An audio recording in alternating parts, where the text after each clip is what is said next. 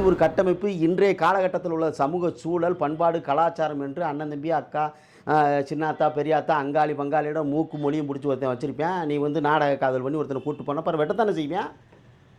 என்ன பேசிக்கிட்டு இருக்கீங்க நீங்கள்? ஆமாங்க, வெற்ற அளவுக்கு போயிருக்கேன்னா ஏன் அந்த வீட்டில் வந்து நீ பணத்தையும் வாங்கிட்டு உளவியல் ரீதியாக அவங்கள நாசமும் படுத்திட்டு 2வது 3வது முறை அந்த பிள்ளையை தூக்குடான்னு நீ சொல்லிக் கொடுக்குறது நீ தானே சொல்லிக் கொடுக்குற. நீ ஏற்கனவே 3 லட்ச ரூபா வரைக்கும் அந்த குடும்பத்தில் வாங்கியிருக்க. வாங்கிட்டு மறுபடியும் அந்த பின்னாடி வந்து அந்த பிள்ளையை தூக்கிட்டு போ, எடுத்துகிட்டு போ, நீ வந்து அவளை திருமணம் முடி, இது வந்து நமக்கு அம்பேத்கர் இருக்காரு, சட்டம் இருக்குது, சத்தியம் இருக்குன்னு அந்த பிள்ளைகள் அந்த சின்ன பசங்களை ஏவி விடுறது யாருங்க? இவங்கள மாதிரி ஆட்கள் தாங்க. இவங்களுக்கு இதோட என்னங்க தொழில் இருக்குது? ஏன் அந்தந்த சமூகத்தில் முடினா செத்தா வேற போகிற நீ? இல்லை கலப்பு திருமணம் முடிந்தோடனே சாதி ஒழிஞ்சிடணும் எவன் சொன்னியா? தகப்பு வழி உறவு தானங்க வரப்போகுது. அதானங்க இப்போ நீங்கள் ஒரு கலப்பு திருமணம் முடிக்கிறீங்க, நீங்கள் உங்கள் பிள்ளைக்கு என்ன சான்றிதழ் கொடுப்பீங்க?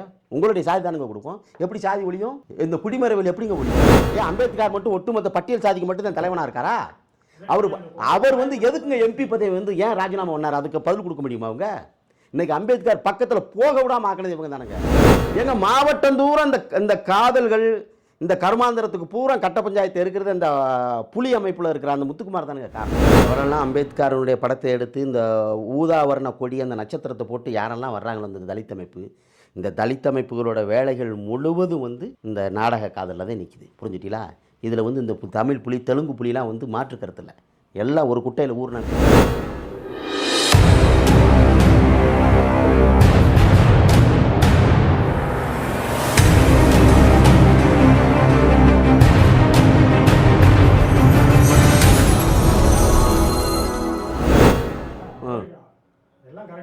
அவங்க கேட்கறதுல என்ன தவறு இருக்குன்னு நினைக்கிறீங்க? என்ன தவறு? அவங்க என்ன கேட்கறாங்க அப்படின்னா, காலங்காலமாக ஒரு சமூகத்தை ஒடுக்கப்பட்டு பட்டியல் இருந்துக்குள்ள அடைக்கப்பட்டிருந்த ஒரு இனம் ஒரு அதற்கு எதிராக போராட்டத்தை போராடி இவ்வளவு காலமா போராடி வந்திருக்கு. இப்ப திடீர்னு அந்த ஒரு பட்டியலுக்குள்ளே இருக்கிற எங்களை போன்ற ஆட்கள் மீது இந்த தாக்குதல் திரும்புதா அப்படின்னா, அப்ப எப்பயும் இல்லாம இப்ப இந்த இளைஞர்களுக்கு வந்து தவறான வழி இந்த தலைவர்கள் அவங்க வந்து நம்மளாம் ஆதிக்க சாதி, நமக்கு பெரிய வரலாறு இருக்கு, நம்ம ஒரு பெரிய இனம் அப்படின்னு சொல்லி கற்பிக்கப்படுது இந்த இளைஞர்களுக்கு அப்படின்ற குற்றச்சாட்டுல என்ன தவறு? இல்ல நீங்க தானே சொல்றீங்க எல்லா இடத்துல நாங்க தான் பாண்டியன், நாங்க தான் சோழன்றீங்க, சேரன்றீங்க அப்படின்ற போது அப்ப அவங்க ஆட்டோமேட்டிக்கா அவன் மனசுக்குள்ள என்ன நினைக்குது? நம்ம பெரிய உயர்ந்த சாதி இவனை போடுறான் அப்படின்னு அவனுக்கு கீழே இருக்கணும் அப்படிதான் பார்க்கட்டும். ஆனால் இதைத்தான் என்ன சொல்கிறேன், இதற்கு முன்பாக இப்போ இந்த வரலாறு பேசுகிற தேவேந்திர குல வேளாளர் சமுதாயம் 20-30 ஆண்டுகளுக்கு முன்பாக அருந்தியர்களுடைய இந்த பட்டியல் சாதி இருக்கக்கூடிய அத்தனை சாதிகளையும் வந்து கொடுப்பனை கொள்வனை வச்சதாக வரலாறு சொல்ல முடியுமா? சான்றுகள் காட்ட முடியுமா? உங்களால் காட்ட முடியுமா? இந்த திராவிட பாரம்பரியம் என்று சொல்லக்கூடிய இதே கூட்டம் அருந்தியதர் வீட்டில் வந்து கொள்வனை கொடுப்பனை இப்படி திருமண சடங்குகள் வந்து வச்சதாக வரலாறு இருக்கா? முதல்ல வந்துங்க வைக்க மாட்டாங்க. அப்ப என்ன தேவேந்திரர்கள் வந்து இன்னொரு விஷயங்கள் பல பிரிவு இருக்கு, அதுக்குள்ளேயே ஒரு சமூகத்துல இருந்து இன்னொரு சமூகத்துல இருக்க மாட்டாங்க. அம்மாப்புல இருக்காங்க, ஆத்தாப்புல இருக்காங்க, குடும்ப காலாடி இப்படி அது உட்பிரிவுக்குள்ளேயே இல்லை. இது வந்து சகோதர பிரிவு, இது சகோதர பிரிவு, அது வேற. அதுக்காக வந்து இவங்க பொண்ணு எடுப்பாங்களா, இவங்க பொண்ணு கொடுப்பாங்களா, இதெல்லாம் தேவையில்லை. என்ன நியாயமா என்ன சொல்றாங்க, அவர் வந்து கேட்கிற விதம் என்ன தவறா இருந்துடும், சுட்டி காட்டினவர் தான். ஆனா இப்ப எப்பயும் இல்லாம இப்ப வந்து இவர்கள் மனதில் வந்து நம்ம ஆண்ட சமூகம் வந்து இவங்க போதித்தனால அந்த இளைஞர் மத்தியில இப்படி ஒரு மற்ற சமூகம் மீது ஒரு பறையர் சமூகம் உணர்ச்சியை உண்டாக்குது. பறையர் சமூகம் அருந்தியர்களை வந்து படுகொலை செய்ததை காட்டட்டுமா? மறவர் சமூகத்தில் வந்து காதல் நாள் வந்து படுகொலை செய்யப்பட்டதை வந்து காட்டட்டுமா? எல்லா சமூகத்திலையும் வந்து மேல் வர்க்கம் கீழ் வர்க்கம் என்பது ஏழை பணக்காரன் என்ற கட்டமைப்பு வந்து எல்லா சமூகத்திலையும் இருக்குது. ஒரு சமூகத்தில் ஏழை பணக்காரன் பொண்ணு கொடுக்குறானா, பணக்காரன் ஏழை கொடுக்குறானா? இப்படி ஒரு கட்டமைப்பு இன்றைய காலகட்டத்தில் உள்ள சமூக சூழல், பண்பாடு, கலாச்சாரம் என்று அண்ணன் தம்பி, அக்கா, சின்னாத்தா, பெரியாத்தா, அங்காளி பங்காளியோட மூக்கு மொழியும் பிடிச்சி ஒருத்தன் வச்சுருப்பேன். நீ வந்து நாடக காதல் பண்ணி ஒருத்தனை கூப்பிட்டு போனால் அப்புறம் வெட்டத்தானே செய்வேன். என்ன பேசிக்கிட்டு இருக்கீங்க நீங்கள்? ஒரு சமூகத்திற்கான அது அவமானம் இல்லையா? ஒரு சாதியாக கூட இருக்கட்டும், என் தங்கச்சி எங்கள் அக்காவில் ஒருத்தனை கூப்பிட்டு போயிட்டு அது வந்து எனக்கு பெருமையா அசிங்கமா? ஆமாங்க, வெற்ற அளவுக்கு போயிருக்கேன்னா ஏன் அந்த வீட்டில் வந்து நீ பணத்தையும் வாங்கிட்டு உளவியல் ரீதியாக அவங்கள நாசமும் படுத்திட்டு 2வது 3வது முறை அந்த பிள்ளையை தூக்குடான்னு நீ சொல்லிக் கொடுக்குறது நீ தானே சொல்லிக் கொடுக்குற. கொலை அளவுக்கு எப்படிங்க போகும் இந்த கொலை? சரி, அவன் ஆத்திரத்தில் கொலை செய்யறவன் ஒரு வெட்டா வெட்டுறான், எதுக்கு தலையும் உறுப்புகளும் துண்டு துண்டா வெட்டுற அளவுக்கு என்ன நடந்துச்சு அவனுக்கு? அதுக்கு பதில் சொல்ல முடியுமாங்க? நீங்கள் உன் அமைப்பு நடத்துறது வந்து ஊர் போய் பொண்ணு உள்ளே தூக்கி கல்யாணம் முடிச்சு கட்ட பஞ்சாயத்து பண்ணுறதுக்கு தான் நீ அமைப்பு வச்சிருக்கியா? நீ ஏற்கனவே 3 லட்ச ரூபா வரைக்கும் அந்த குடும்பத்தில் வாங்கியிருக்க. வாங்கிட்டு மறுபடியும் அந்த பின்னாடி வந்து அந்த பிள்ளையை தூக்கிட்டு போ, எடுத்துகிட்டு போ, நீ வந்து அவளை திருமணம் முடி, இது வந்து நமக்கு அம்பேத்கர் இருக்காரு, சட்டம் இருக்குது, சத்தியம் இருக்குன்னு அந்த பிள்ளைகள் அந்த சின்ன பசங்களை ஏவி விடுறது யாருங்க? இவங்கள மாதிரி ஆட்கள் தாங்க. இவங்களுக்கு இதோட என்னங்க தொழில் இருக்குது? இதானங்க தொழிலாக வச்சுக்கிட்டு இருக்கும்போது ஒரு குடும்பத்தில் எவ்வளோ பெரிய அவமானத்தை தாங்க வேண்டியிருக்கும்? அதுக்கு பதில் சொல்ல முடியுமா? முடியாது அவங்களால. பணமும் வாங்கிட்டு அந்த குடும்பத்தை நாரடிக்கலாமாங்க? இல்லை நாசப்படுத்தலாமா? ஏன் ஒரு 2 குடும்பமும் சேர்ந்து திருமணம் பண்ணால் யார் தடுக்க போகிறா? போயிட்டு போன்னு விட போறியா? ஏன் இன்னைக்கு சமூகத்தில் நடக்காமல் இருக்கா? புரிஞ்சுட்டீங்களா? இது இந்த சமூகத்திற்கு நடந்தாலும் நம்ம இதைத்தான் பேச போகிறோம். இதே இது தேவேந்திர வேளாளர் சமுதாயத்தில் ஒரு கொலை நடந்தாலும் வந்து இது எதுக்குடா உன்னுடைய சகோதரி, உன்னுடைய அங்காளி பங்காளிகளை, மாம மக, இதோட உன்னோட நம்ம பெண்களை வந்து நீ திருமணம் முடிக்க வேண்டியதானு அதை கற்பிக்க தவறியது இவங்க தானங்க தவறிக்கிறாங்க. இந்த தலித் அமைப்பு தானுங்க இந்த தொழிலை பண்ணுது. ஏன் அந்தந்த சமூகத்தில் முடினா செத்தா வேற போற நீ? இல்லை கலப்பு திருமணம் முடிந்தோடனே சாதி ஒழிஞ்சிடணும் எவன் சொன்னியா? தகப்பு வழி உறவு தானங்க வரப்போகுது. அதானங்க இப்போ நீங்கள் ஒரு கலப்பு திருமணம் முடிக்கிறீங்க, நீங்கள் உங்கள் பிள்ளைக்கு என்ன சான்றிதழ் கொடுப்பீங்க? உங்களுடைய சாதி தானுங்க கொடுக்கும். எப்படி சாதி ஒழியும்? இந்த குடிமறைவில் எப்படிங்க ஒழியும்?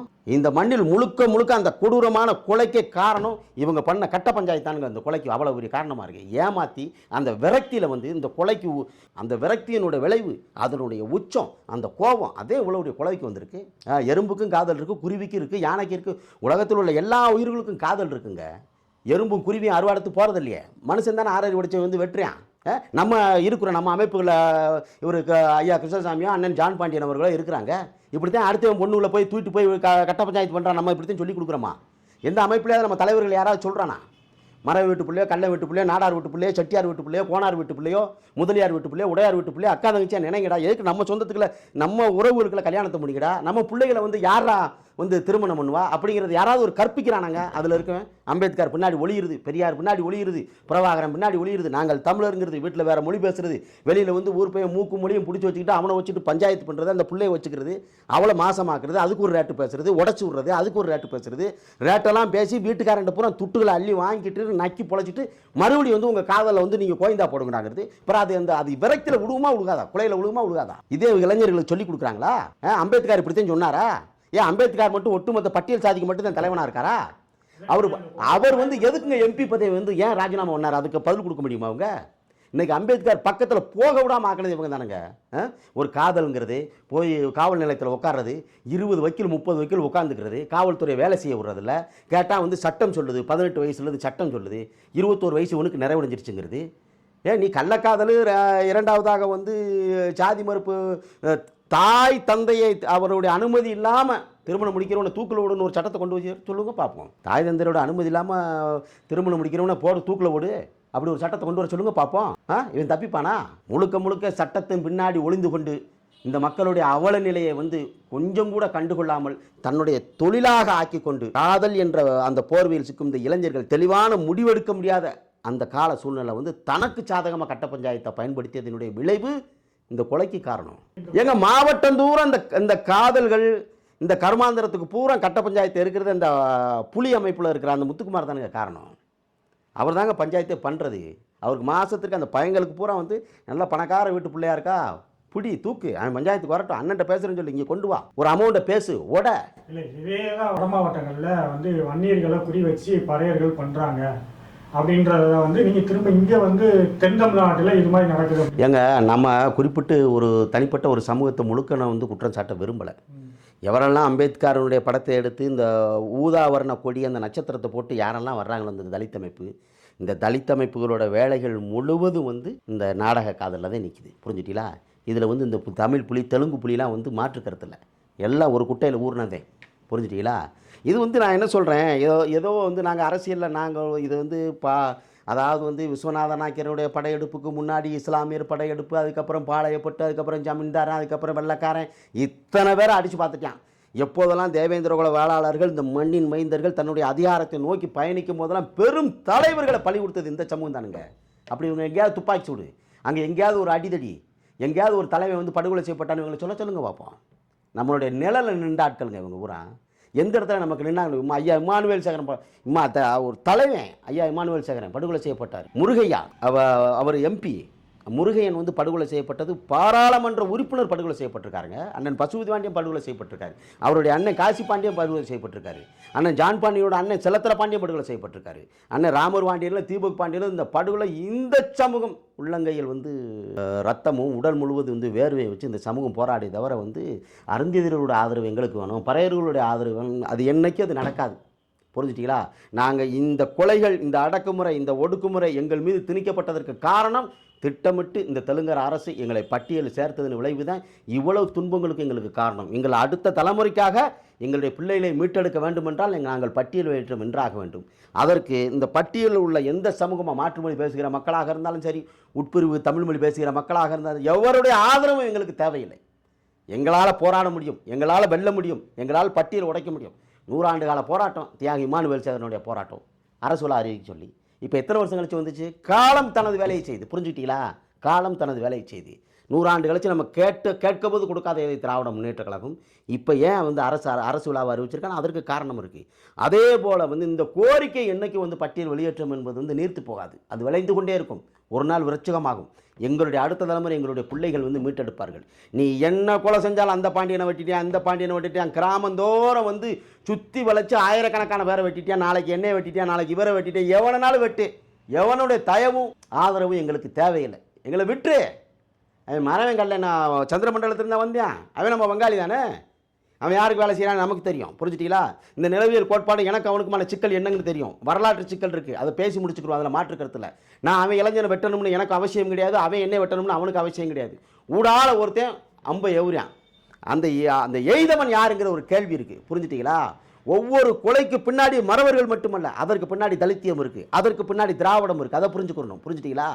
அப்போ அதனால் வந்துட்டு ஒரு சமூகத்தை காலம் பூரா வந்து ஆதிக்க சாதி, காலம் பூரா ஒரு சமூகம் வந்து அடிமை சாதி, காலம் பூரா ஒரு சமூகம் ஒடுக்கப்பட்டவன், பிதுக்கப்பட்டவன். இந்த கோட்பாடு, இந்த தத்துவம் எங்களுக்கு தேவையில்லை. அதற்கு ஒரே வழி, ஒரே மருந்து, எங்கள் பிள்ளைகளுக்கு, அடுத்த தலைமுறைகளுக்கு அருவா கலாச்சாரத்தை ஒழித்தெறிந்து விட்டு, ஆயுதம் தாங்கிய கலாச்சாரத்தை ஒழித்து விட்டு அறிவாயுதம் ஏந்துவதற்கு எங்களுக்கு ஒரே வழி பட்டியல் வெளியேற்றம் இந்த இடத்துல. அதற்கு நீங்கள் அம்பேத்கருடைய படத்தை பிடித்துக்கொண்டு ஊதாவரண கொடி அந்த நட்சத்திர சின்னத்தை வைத்துக்கொண்டு இந்த கூட்டங்கள் எங்களுடைய வழி, எங்களுடைய ரத்தத்தில் மட்டும் கோஷம் போடுவது, அதை அப்படியே வந்து விளம்பரப்படுத்துவது, அப்படியே வந்து அதை அரசியல் பண்ணுவது, நாங்கள் யுத்தத்தில் வந்து நேருக்கு நேராக முட்டி மோதும் பொழுது எட்டி நின்று வேடிக்கை பார்ப்பது, இந்த அரசியல் எங்களுக்கு தேவையில்லை. தயவுசெய்து அருந்ததியர்களுக்கான அரசியல், நீங்கள் தலித் அரசியல்னா பண்ணுங்கள், மாற்று கருத்தில். அழகேந்திரன் கொலை என்பது ஏற்றுக்கொள்ள முடியாது. இது போன்ற கொலைகள் எந்த சமூகத்திலையும் நடக்கக்கூடாது.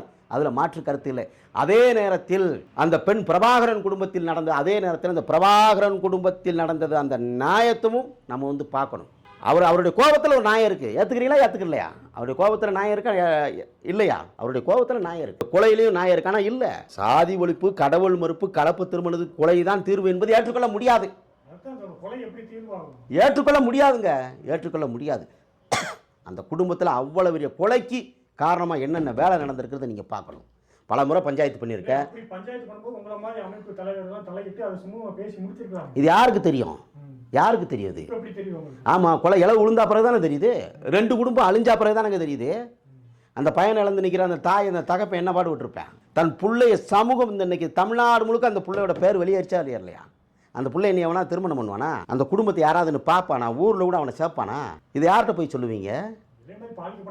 அப்போ நீ அந்த யாரு?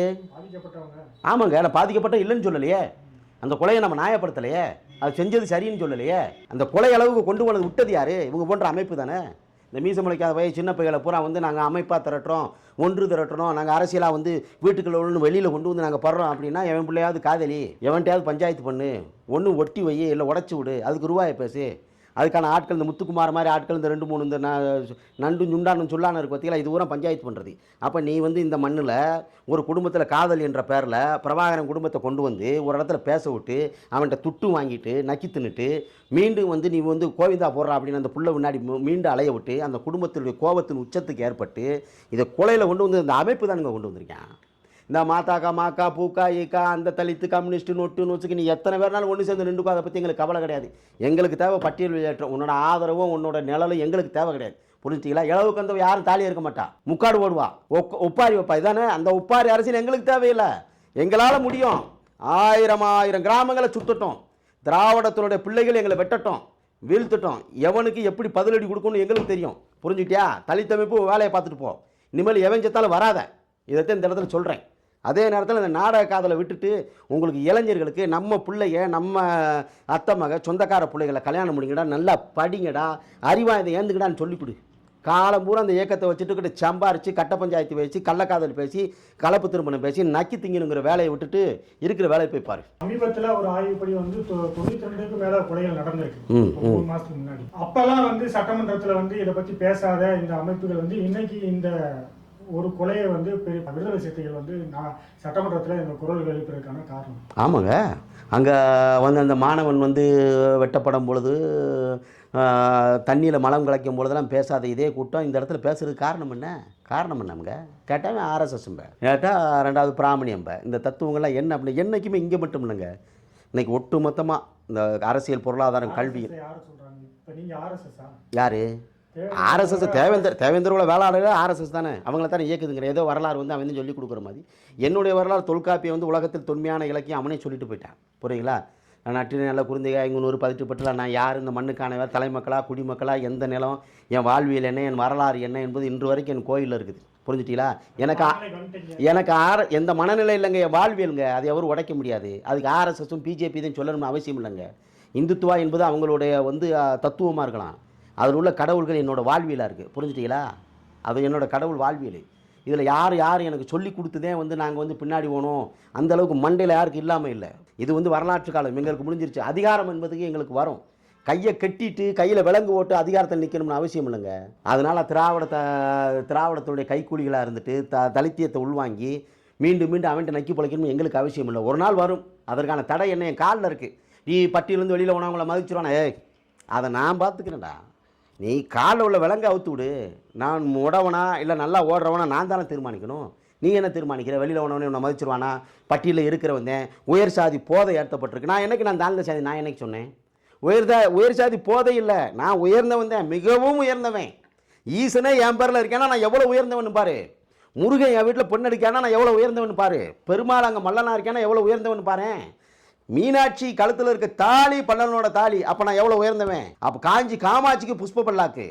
திருச்செந்தூரில் வந்து நெல்லை செறிந்து வழிவிடும் கடவுளாக வந்திருக்கோம். இருக்கிற இறைவனுக்கு பூரா வந்து சோறு போடுறது, நான் ஒன்று வந்து ஏற பிடிச்சாத்தே அங்கே சோறு போட முடியும். அவ்வளோ வாழ்வியலோட என்னுடைய வாழ்வியல் இருக்குது. பல்லர்கள் உயர்ந்த சாதியா, உயர்ந்த சாதி போதையெல்லாம் அது என்னோட வாழ்வியல், அதை புரிஞ்சுக்கோ. நீ என்ன கட்டமைச்சாலும் சரி, எங்களுடைய தேவேந்திரகுல வேளாளர் சமுதாயம் கிராமமாக இன்னும் ஆயிரக்கணக்கான பேர் வெட்டி வீழ்த்தப்பட்டாலும் சரி, ஒருபோதும் தலித்தியத்துக்குள்ள வரமாட்டோம். எழுதி வச்சுக்கோ, ஒருபோதும் வரமாட்டோம். ஆனால் எப்படி வந்து 7 உட்பிரிவுகளை ஒன்றிணைத்து தேவேந்திரகுல வேளாளர் அரசாணை வந்ததோ, 100 ஆண்டு கால போராட்டத்திற்கு பிறகு ஐயா இம்மானுவேல் சேகரனுக்கு எப்படி 100ஆண்டு விழா அரசு விழா எடுக்கப்பட்டதோ, அதுபோன்று ஒரு நாள் எங்கள் தலைமுறையிலே வந்து தேவேந்திரகுல வேளாளர் சமூகம் பட்டியல் பிரிவிலிருந்து வெளியேற்றப்படுகிறார்கள் என்ற செய்தியும் வரும். அது விரைவில் நடக்கும்.